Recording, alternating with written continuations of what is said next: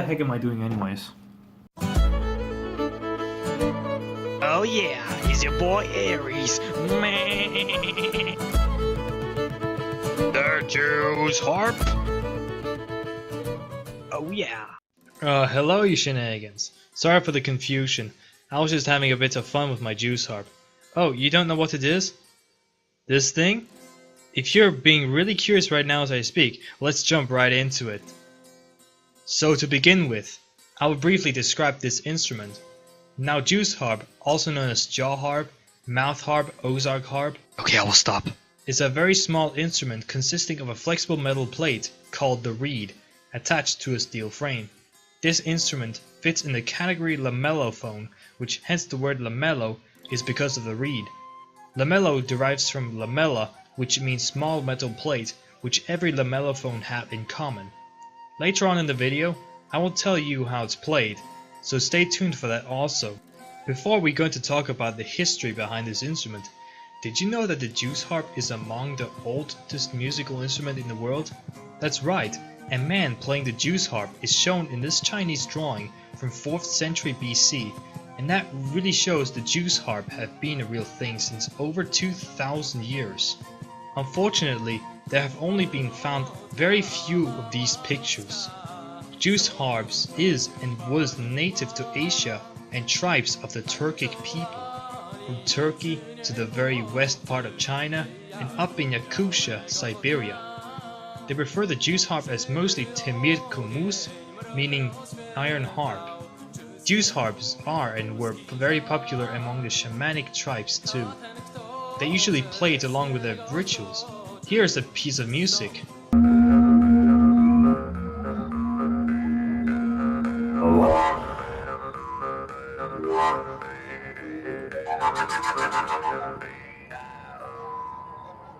Because of how old this instrument has been, it had progressively spread to Europe and eastern to southern Asia, though not all the way to Africa or America. The French named the instrument guimbarde, and the Germans named it Maultrommel, which all directly refer to the instrument, even though guimbarde also means rattletrap, but whatever. Now to the etymology. Note that the word Jew in the instrument has been said to be a corruption of the word jaws, or the French word for toy, jeu, since the late 19th century. But another theory suggests the name derives from the French je trompe, which in English means toy trumpet. The information is relatively unclear, so the Oxford Dictionary describes these two theories as being inept and baseless, and proceeds to state that the instrument was brought to England for trading by Jews. Okay, anyways, enough of the boring history. Now let's get into how you play it, shall we? So to start off, you pinch the bottom of the frame with your thumb and middle finger, like so, and your index finger needs to touch the top of the frame. Now next up, get your front teeth to rest on this part of the frame, and now don't bite it. Now you plug the reed by using either your other index finger or your middle finger if you like. It doesn't really matter. Now let's talk about the different techniques involved for utilizing this instrument. The sound that comes out depends on one factor, your mouth.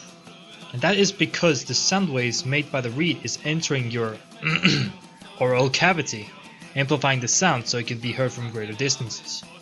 You can move your tongue forward and backwards to change the pitch. You can change the position of your tongue to make an L sound too. You can close and open your throat to provide some reverb to the sound. You can even tighten your throat to do this.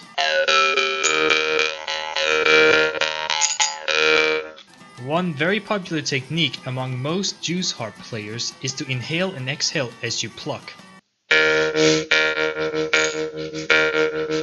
Here's one tip: do not bite the frame with your teeth, but instead rest on it kindly so you don't have to deal with this annoying problem.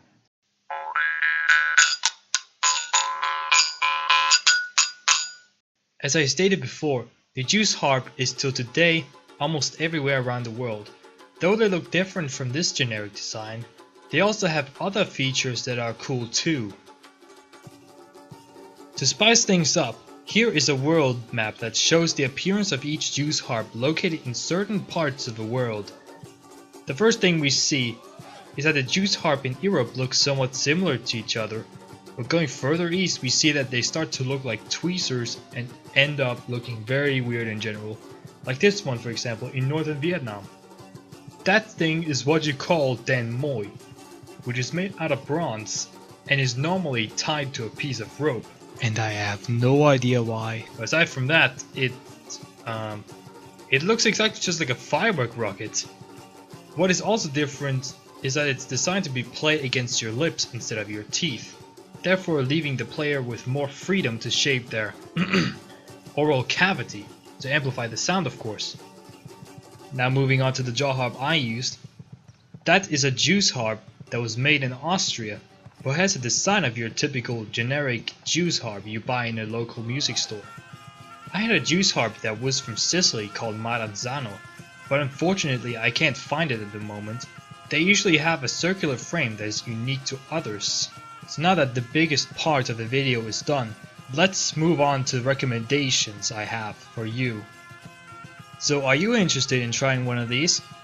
Well, not many important considerations need to be taken into account, because it is incredibly simple and easy to play, and does not require any talent at all to play properly. It's nothing like changing chords on a guitar, trust me on that one. What's also amazing is that you can start off with even a professional juice harp if you really insist.